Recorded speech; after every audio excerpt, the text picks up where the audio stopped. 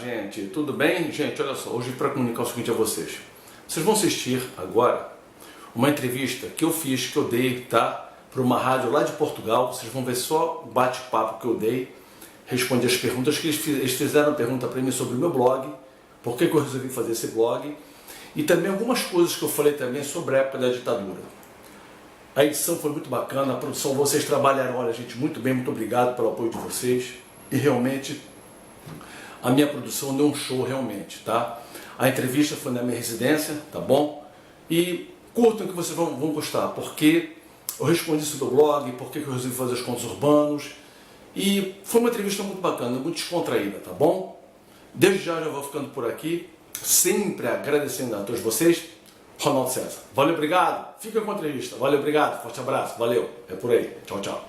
Por que eu resolvi criar o blog? Porque, mais ou menos cerca de uns 5 anos atrás, eu tenho uns amigos que, como você perguntou há pouco tempo, por que a gente, às vezes, fala um jornalismo dinâmico e esquece certas coisas. Claro que a minha linguagem é bem popular, é bem tranquila, bem honesta, porque eu sei que muitos que tem por aí não fazem isso.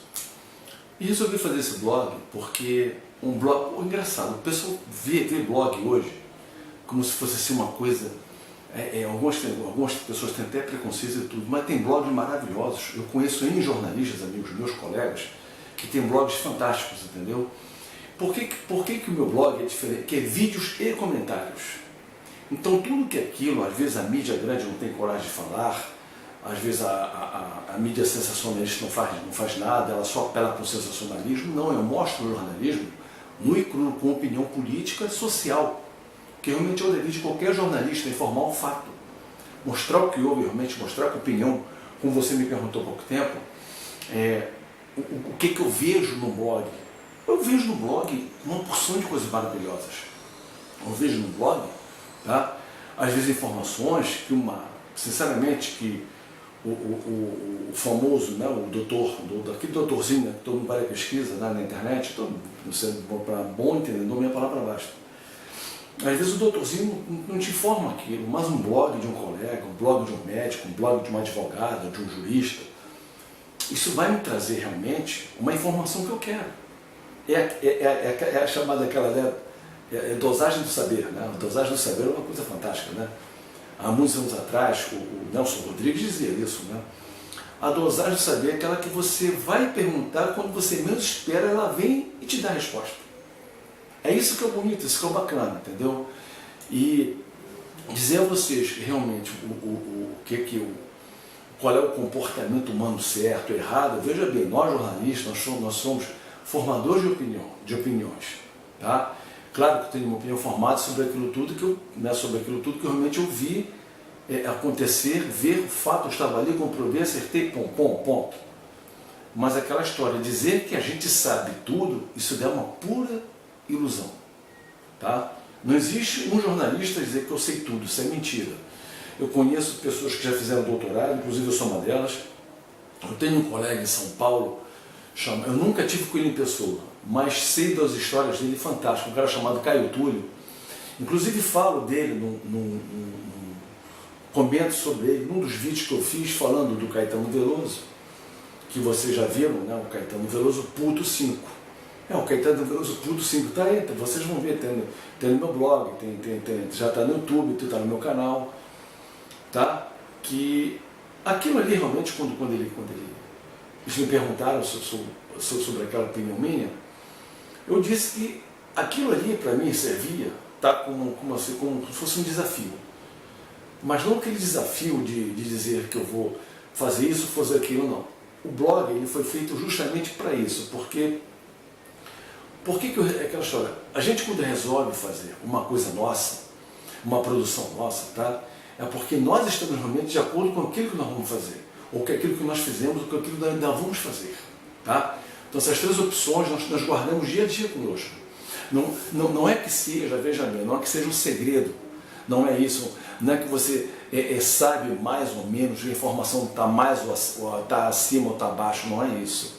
É que as formações todas hoje que nós fazemos aqui, como jornalista, como formador de opinião, foi o que eu disse para vocês. Nós guardamos um pedaço daquilo que nós fazemos, tá? Nós vamos dar opinião naquilo onde nós vamos buscar o fato, tá? Mas veja bem, nem sempre aquele fato que nós vamos buscá-lo não é o fato que as pessoas esperam, que estão querendo aquela opinião, tá? Porque ela fica batida num certo hábito de um jornal, né, que vai a uma emissora todos os dias às 8h30 da noite, pá, fica batendo na cabeça dela. Não é isso que a gente faz. O meu jornalismo ele é diferente, porque o meu blog é diferente, porque o meu jornalismo ele é diferente também. Porque eu deixo as pessoas me enviarem e-mails, eu deixo que as pessoas façam comigo aquilo que muitas emissoras não querem que eu faça. Eu sou bem democrático, tá? Lógico, eu tenho o meu partido, tá? Mas desde já falo, sou um democrata nato, tá? Sou democrático mesmo, sou um democrata, tá? Eu acho que todo mundo tem o direito de dar opinião, de se expressar, fazer o que quiser, tá? Nós nascemos livres e vamos embora da vida livres, tá? Porque ninguém é obrigado a ficar preso, tá? Claro, quando a gente obedece às leis da natureza, as próprias leis também no homem, tá? Que eu acho que essas leis são as certas, sabe? O cara não fazer besteira, não fazer porcaria por aí para as coisas darem certo, né? Então, vejam bem, por que é aquela história, por que meu blog hoje, lá fora, no exterior, você me perguntando agora, né? Por que meu blog é tão assim, eu achei bacana, eu quero agradecer a vocês todos de Portugal por ter vindo aqui, e eu achei bacana quando você me perguntou por que a minha audiência lá no país de vocês é enorme, né? Você mesmo falou que parece que tem uma cidade lá em Coimbra, né? Vocês comentam muito sobre mim, né? Você também falou que, se eu não me engano, acho que é cidade do Porto também, né? É porque, vejam bem, vocês têm a vivência europeia, a curiosidade. Eu mostro a curiosidade aqui, eu faço o povo aqui ser curioso, né? Por que estamos muito bem batido, obrigado. Por que eu criei os contos urbanos? Eu criei os contos urbanos para isso, porque às vezes a pessoa, por exemplo, ela vê novela, ela vê série, ela vê filme, e não é nada disso que ela quer. Ela quer um dia a dia que ela fale para ela, que ela seja ouvida, que ela seja, sabe, ela quer mostrar a história dela, ela precisa mostrar a história dela. Então eu faço com que as pessoas vivam sua história. Por isso que eu crio os contos urbanos. Mas vejam bem, são todos baseados em fatos reais, tá? Há pouco tempo mesmo eu fiz um conto urbano baseado no e-mail que vocês devem ter visto, de uma pessoa aqui do Brasil maravilhosa. Um conto sensacional, porque que aquilo aconteceu com a cidade dela. E eu fiz também um conto urbano polêmico, né? Porque eu falei de um cara com uma bomba na mão, inclusive pessoas comentaram comigo, por que você fez aquilo e tal? Porque isso acontece todos os dias. Isso são fatos que acontecem no Brasil e no mundo inteiro. Tá? Como, por exemplo, eu passei pouco tempo um conto urbano falando sobre um torturador, a profissão do torturador, você me perguntou por que tal.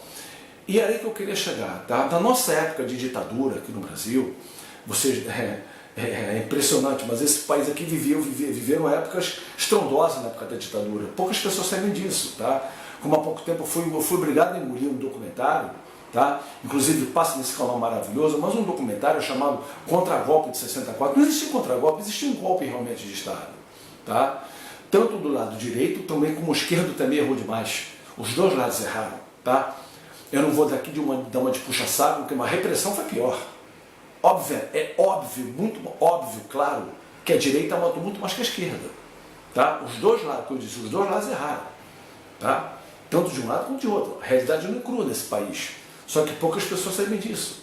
Por exemplo, o MR8, quando foi criado aqui no Brasil, que eles vinham lá do Araguaia, eles vinham socializando o país, mas também, vejam bem, explorando e matando gente também. Tá? Como o exército matou muita gente, também a parte da esquerda matou pessoas também. Como, por exemplo, teve um atentado em São Paulo, que ele era jovem na época, um rapaz que perdeu a perna. Ele está esperando a justiça para ele até hoje. O que ele tinha a ver com aquilo? Inocente, o que ele tinha a ver com aquilo? Não tinha nada a ver com aquilo, ele acabou levando uma bomba na perna. Né? E é aquela história. Vários fatos aconteceram, como por exemplo, aquele atentado na OAB, aqui no Rio de Janeiro, da Dona Leda, que ela morreu, uma senhora chamada Dona Leda. Ela foi abrir uma carta-bomba. Uma carta-bomba aqui no Brasil, em 1981, eu acho, em 1981, se eu não me engano. Um absurdo aquilo ali. E nisso, quer dizer, eles não queriam entregar o osso de maneira nenhuma ao militar. Tá? E o esquerdista também não queria abrir mão das coisas dele. Então ficava complicado você politicamente terem uma coisa acirrada entre a esquerda e a direita nesse país. Só que teve esse documentário chamado Contra-Golpe que eu nunca escutei tanta besteira. Tem um colega meu, um jornalista, eu não quero falar questão de ética, ele é de São Paulo, mas o que ele falou de besteira, porque é o seguinte, ele não viveu isso daí. Tá? Ele é bem mais novo que eu vivi. Vivi pelo seguinte, tá? Eu vou ser bem franco, honesto, cristalino com vocês. Minha mãe foi da censura federal. E meu pai era um jornalista. Quer dizer, olha só podia dar isso aqui, né? Então, veja bem, eu sabia o que é censura. Eu sei o que é censura. Eu sabia o que era DOPS. Eu via tudo isso, de perto, tá? Futuramente farei um documentário sobre isso, tá? Não vou fugir a você, não vou fugir à regra, estou aqui aberto para quem quiser me entrevistar e também quem quiser participar do documentário, eu vou fazer. E dizer realmente o que foi a censura no país e o que a DOPS fez. Eu vi de perto tudo isso, eu vivi isso daí. Então ninguém me contou a história. Ninguém me contou a história. Às vezes, meu pai, quando ia buscar minha mãe no trabalho, na censura, tinha um cara chamado, eu esqueci o nome dele agora, mas tinha um delegado lá, que ele vinha às vezes com a mão toda suja de calo, queimado, sujo de sangue. Ele dizia que estava trabalhando. O pai com a gravata, camisa social dobrada, trabalho dele. O trabalho dele era torturar pessoas. Era um torturador. Mas tratava a gente muito bem, tá? Um cara muito bacana, porque eu sabia como a gente era. Pô, cara, tinha que ser, né? E eu era menor, eu tinha 13 anos na época, mas eu lembro como se fosse hoje. E quando nós estávamos, tá, já preparados para viver uma democracia, veio aquela porrada de 74 quando o Médici entrou. Quando o Garrastazu Médici entrou, o Brasil praticamente acabou ali. A democracia ela começou a ser rebaixada cada vez mais. A nossa sorte, tá? O pessoal falou, sabe que talvez o Brasil fosse uma Cuba tal? Mentira, isso é utopia, jamais isso vai acontecer. Primeiro que o país não tem cultura suficiente para isso. O Brasil não tem como carregar isso. Tá?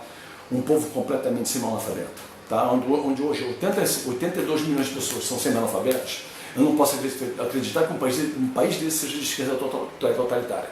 Isso é mentira, isso é utopia, isso não existe. Tá? Agora, foi como eu comentei com vocês há pouco tempo, voltando aqui ao foco do blog. Né? Então, realmente, o meu blog é para isso, ele é polêmico. Tá? Foi para isso, tá? que eu estou dando essa entrevista a vocês. Estou chegando perto do vídeo número 400, tá? Porque eu já tenho 397 vídeos, se eu não me engano, ou 96, não sei, é muito vídeo. E produzo realmente, tento fazer dentro do meu limite, né? Onde as pessoas têm a sua vontade, tudo mais, a história, né? De dizer, eu faço minha história aqui. Já que eu não posso fazer história em outros lugares, eu faço a minha história aqui. Que apesar que eu estou produzindo uma peça de teatro, um musical, entendeu? Baseado numa história do meu pai, e muito interessante a história que eu vou contar para vocês. Só quem realmente, vocês estão aqui para ver esse musical maravilhoso. E quando estrear eu vou falar para vocês, vou falar da peça, e vai ser até ser criada agora